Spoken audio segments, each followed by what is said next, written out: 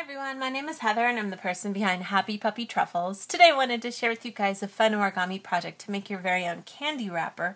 You can use this technique for wrapping up anything really that you might have that's kind of square or rectangular in shape, and you can also use it to make your own origami candies too.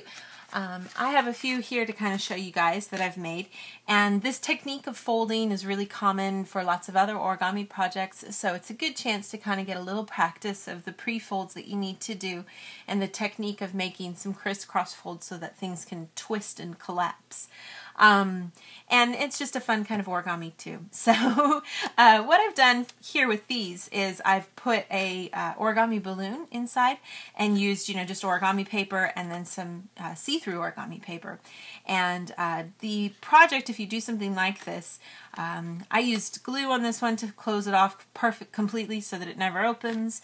This one has nothing, it just opens right on its own. And this one has a bit of tape just because this kind of paper doesn't stay very well, so you kind of need a little something to keep it closed. But you can use it, like I said, you can use this technique for anything, just knowing a little bit of math and the dimensions that you have, and make sure you have the right size paper. If you're dealing with something and you know this dimension here, we'll call that the width, you do need, I'm sorry, this we'll call the width. You do know that you need to have enough for this distance and then repeated here and here. So you need 3 times worth. And then you need a little extra. You can kind of see where the crease is here, maybe on the green one too, you can see better. But right where this crease is, this part here is that extra that you could count as another W. And this is actually just a little bit bigger because I used origami paper, but that's a good, I would count that as a good size for things. This has a little long kind of piece of end to it. And then for the other part, the length, you want to make sure obviously that you have enough times to fold over 4 times to wrap it all up, and then a little extra to wrap over on the side so that things can close off, like here. And I just used like about half. And again, I just used regular origami paper for this, so I didn't really need to measure very much from that end of things. But this math is useful if you're using it to wrap something on your own, not this particular project like I did with these little pieces here. If you want to make what I've done, then you need to have a regular 15 by 15 centimeter piece of paper for the wrapper, and then a little bit of the math told us that we need something just a little smaller to make the balloon, about 12.85 by 12.85, and that makes a nice balloon on the inside. I've made one in here, I could show you guys, and it winds up giving us, like I made a little chocolate one here, it winds up giving us a nice little balloon that'll fit inside. And this is dimensions across in this way are about 3.2. That's an important number because that's the measurement we'll use so that we can make the creases that we need. And I thought I could just show you guys, I don't need to show you how to make a balloon. If you want to know how to do that, I'll have a link in the description. You can go back and remind yourself of that.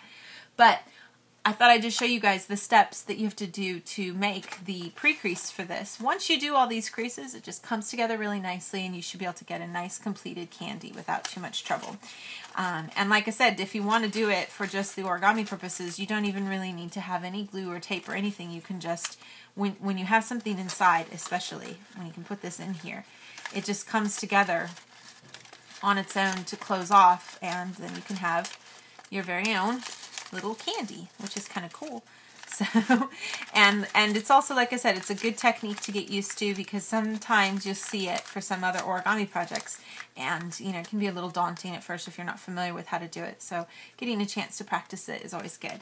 So let me just show you guys how to do the pre-creases so that you know what to do if you're making your own wrapper. And I'm just going to use this double-sided paper because I thought it'd be kind of fun. But I want to start off here, I'm going to make my outer part orange, and this will be my back side, and the green will be my back side. So I'm going to make measurements with this side here.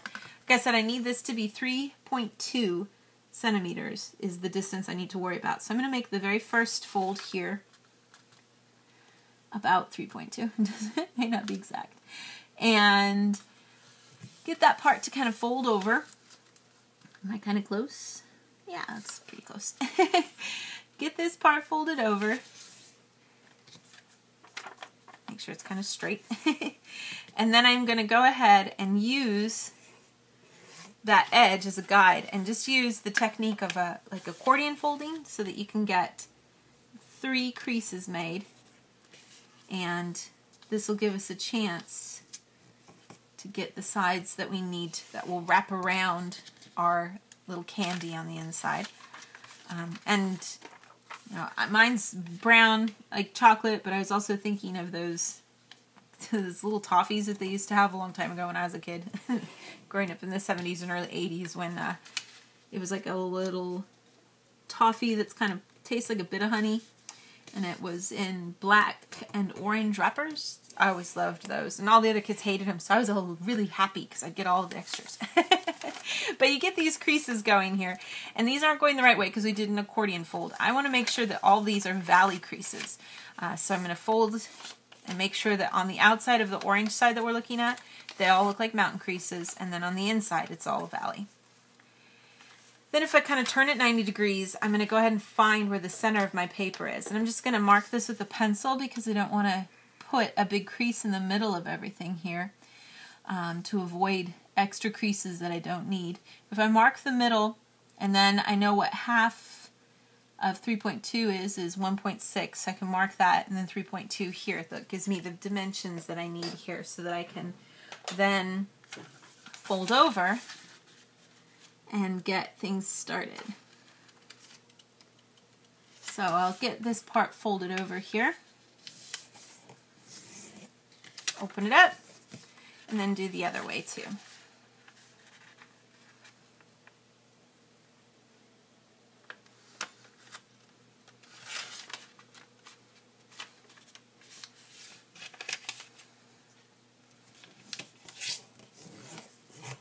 And once I do that, then I've got where the inside of my box is going to, where my little box of balloon is going to sit.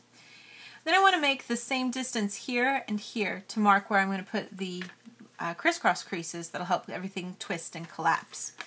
So I'm just going to use a simple technique of just folding down and folding my paper back so that I can get the same distance about. And you can also, you know, try using a ruler again or something too. But since this is just origami paper, I can just reverse my crease real easily and get it going the right way. If you're using the see-through paper, reversing creases is kind of a pain with that stuff, and so if you wanted to, you could just do the ruler technique or something to try to keep this from having to make you reverse creases. But I should get something then that looks like this. Now I've got this little part up here and here. I have 3 sections. I'm going to leave the middle one alone, and in this part and here I'm going to put crisscross creases in all the sides. And you can even do the small side if you want to see. I want to make creases that are actually going to be mountain creases on this side, so I need to kind of flip things over as I work. And for example, if I'm looking at this one thinner part here, I can just kind of peel things back and make sure that everything lines up, and then I can make a crease right here. Just in this section here, not this top part. And you know, if you accidentally extend beyond and it makes it into you know, the middle section, that's fine, but we want to try to limit it to just this area if you can. But you know, I'm always going over a little, so but we're just going to keep going here and use those other creases as guides so that we can find where we are. And I'll just keep going. And you know, there might be a point where you need to kind of turn things around because you run out of paper a little bit, but you can kind of see where you are too by some of the little extra parts there to see where you are. But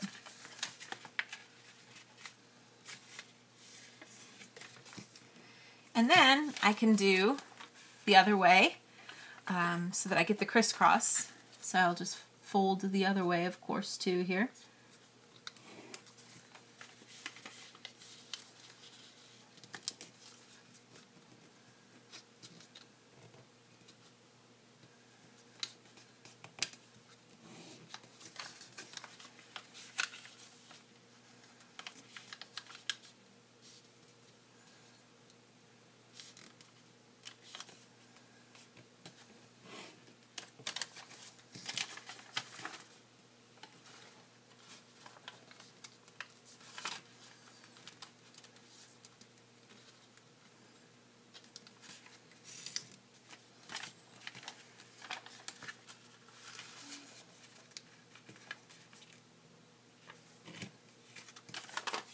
You can see I've got those creases going there at the top. And then I'll do the same thing down at the middle part here. And you can see there's a little faint crease in the middle. That's fine, but we just want to focus on the top part if we can. And make sure you're working in the right area. You don't want to accidentally start making creases in the wrong part of stuff. So kind of double check your work as you're going to make sure you're in the right area and that things are going the right way that they should here. So when you're finished, you should have those nice crisscross creases in the top and then the bottom, and then the middle area here is open. And with all of that there, then I should be able to take, if I take like my chocolate from here, just rest it in here for a second and kind of use that as a base. Hold on to the middle of where you're working at. Don't worry about making things twist from the place where the overlap is yet. Start from just a little to the side of that. And we're just going to be focusing on kind of twisting, pinching together and twisting to the right. And just using the creases that we've got. And when you do this, you should be able to bring one side all the way over and then lay down the right side. So the right side gets laid down and the left side folds over. And I'm just going to kind of work my way around as I do this to get it going the right way. But as you get more of it twisted around, it should kind of fall into place and even be able to push deep inside itself so that you get that kind of laid down right. And I can just turn it around and do the same thing on the other side too. And because I'm still going the same way, I'm pushing and twisting to the right, I get that nice control, you know, the opposite sides actually being twisted in so that my candy wrapper doesn't open, which is good because you don't want that to pop open later. But you could just kind of twist it around until things collapse. And with the creases, it should really come together pretty easily. You're just twisting with your fingers and allowing the creases that you've made to take over so that things come together and make a nice little completed candy. And it's just a fun way to wrap something for this Halloween season here, if you've got some fun things you want to do. And I'll have some more fun things to share with you guys in the days to come. Thanks again always so much for watching, and I'll see y'all next time. Bye!